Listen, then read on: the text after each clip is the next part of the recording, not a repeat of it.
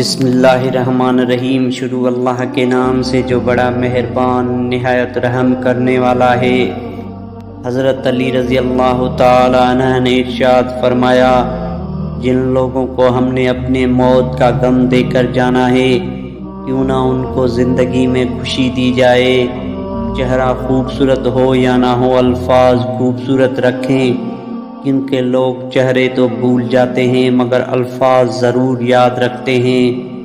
جو لوگ آپ کو ہارا ہوا دیکھنا چاہتے ہیں، حقیقتاً وہ آپ سے جیت نہیں سکتے۔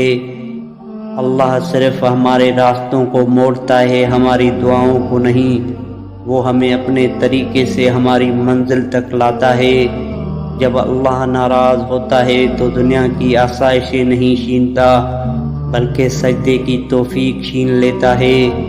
ایک بار جب آپ اپنی خامیوں کو تسلیم کر لیں تو کوئی بھی انہیں آپ کے خلاف استعمال نہیں کر سکتا۔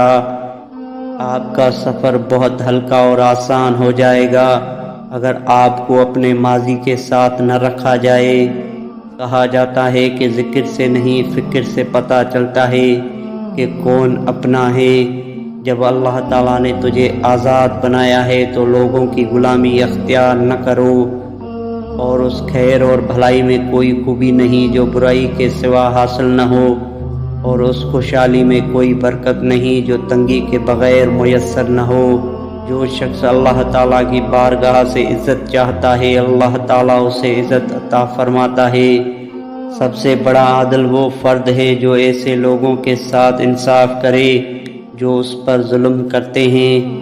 بے شک عقل مند کو ادب سکھانے سے نصیحت حاصل ہو جاتی ہے، اور جانوروں کو بغیر مار پیٹ سے کبھی بھی عبرت حاصل نہیں ہوتی۔